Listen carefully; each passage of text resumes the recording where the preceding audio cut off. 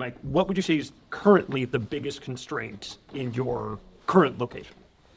Constraints, it's more or less basically, our biggest constraint is staffing right now. We're having a problem with staffing, as most of you guys are having problems with staffing.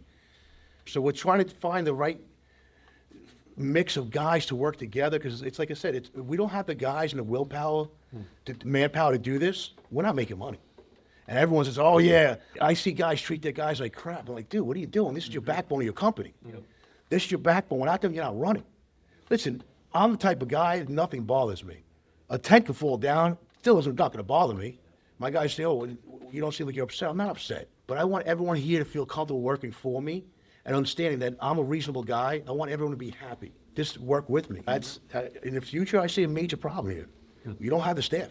Yeah. You guys can say, I think you're in the same field. Yeah, we've been hiring slow and firing fast. We brought on probably 4 people in the last quarter, and they're all gone. They don't even make it a quarter. They're not going to make it. They don't want to work, and it's sad. It's really sad. And yeah, it's not. It's just the ethic. Yeah, just the overall ideology is not there. And a lot of people want to be paid for a job they also don't know how to do yet. No. That's also where I'm running into a major problem. And also in my world, with the carpentry, it's very hard to find people that come in, I can swing a hammer, but they can't put the thought process behind how to do what we need to do. They can only be told a command and then leaving to go do something. They're not coming back and they're showing up late. Yeah, I don't stand for any of that. Gotcha. And then you're saying staffing. Yeah, staffing's always an issue. I think the thing, at least in probably most of the people in this room, from New Year's to this time of year is super quiet. As Ben was mentioning before, cash flow is always a problem in the wintertime, and you want to keep your good guys on. You got to give them a certain amount of hours so that they're going to stay with you throughout the entire season. Otherwise, you're going to lose your best guys. Staffing for us, we've actually been very lucky. I've had, I think, all of my staff have been with me for pretty much at least 5 years, and I haven't lost a guy. And I haven't had to get rid of anybody because everybody's been pretty good. But in our warehouse, like a constraint, going back to that, is how we are able to load and unload trucks in a tight space with only one bay door. That's a big problem. If I could wave a magic wand, I'd have 4 different bays with all the different trucks coming and going. So it's speed to getting trucks in and out, and efficiency of loading, I think, is our biggest problem. But that could essentially be solved by adding a bay door if I had an option for that. Gotcha. And what would you say has made it easier to retain people over this last year? What has worked? I think culture at a company is super important. We do a lot of bonding activities. My guys, Will's guys, they're all very good friends. My guys and the guys at Magnifitent have become very close. I think becoming friends with people in your industry, I've been very fortunate to make a lot of friends, a bunch of people in this room that you can sub-rent to, and everybody becomes like one big family. And I think having that within your own company is important. And we make sure, that everybody's treated fairly. We sit down, we discuss what their career path is going to look like so they understand what's happening in front of them. And by doing that and just having set expectations and following through with those things as a leader of the team and showing up for them and being on time, I think that they respect that. And it's a place that they don't want to leave because we provide a good environment, I think, for our guys. Nice. Any questions on staffing? Because I know this has been like a hot button topic, and a few of the folks I was having lunch with had a few thoughts. Any questions for the panel before we shift gears? I got a question about the staffing. When you were talking earlier about the phones where they have to log in or access the software inventory, do you have problems with your staff not wanting to do that because they're not being paid for it, using their own phones, their own data, whatever? Do they ever give you problems? 'Cause I've had that happen before a couple of years back. I didn't want to do it. Yes, I was worried about that, so we're making a push to move everybody to digital. And so I actually got tablets for all my drivers, and it's a company tablet, and we pay for the data, and so I've given them the option. Some guys are wanting to use their phones because they're just more comfortable with it, but now that I've given them the option to have a company tablet, it's not really an issue. Yeah. So that's how we solved that. The other thing I was also worried about, guys think like, oh, do I have to learn a new system here? Oh, that's not part of my job. But once they started to see or have been starting to see that's actually easier, they've been coming on board. Now it is causing that there's more accountability now. If there's a mistake, if something's left, like if someone presses on the pull sheet all loaded rather than going load, they can't, oh, I thought I loaded it, oh, it was hit. So that's going to rock the boat a little bit, but obviously that's a worthwhile hump that we'll get over once we can change the culture. I think the biggest thing that I've had in the past was, even with my landscaping business, an extra 2 or 3 or 4 minutes to send a photo, to account for something, to communicate with software or whatever. Oh, I don't want to do that. It's too much time. While something's amiss, that's a lot of revenue lost. That's right.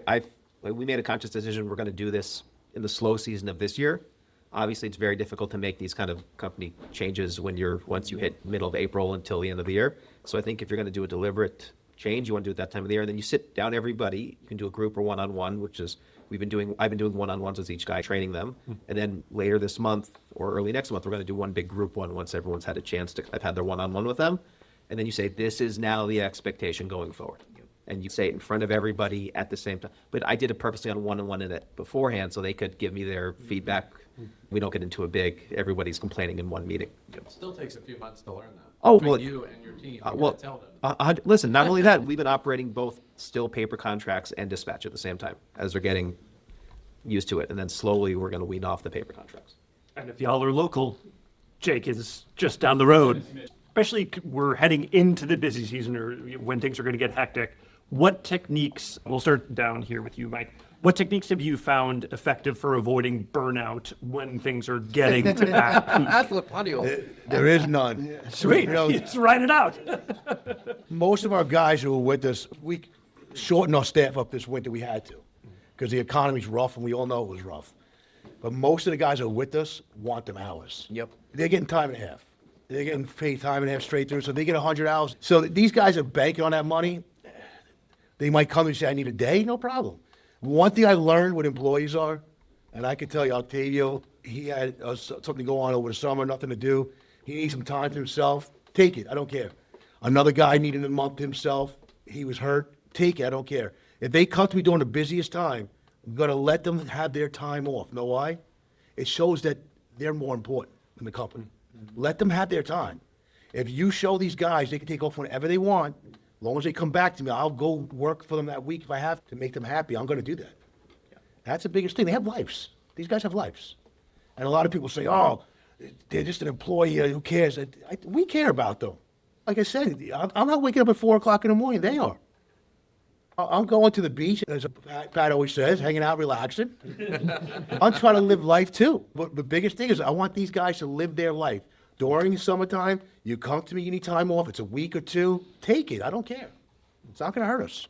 We're all gonna survive. Yeah, no, that's one thing that I hate, where I left the corporate world because I hate being told when I can do, my wife needs me to do something, I go to the doctor or whatever, like, I want people to be able to have off whenever. We don't have a vacation policy at the company, like you can take as many days off as you want, you're gonna get paid, but to avoid burnout, we try and do company activities in the middle of the season. We'll take a Saturday off. I try and have the guys off on as many Saturdays and or Sundays as I can. We try and push that.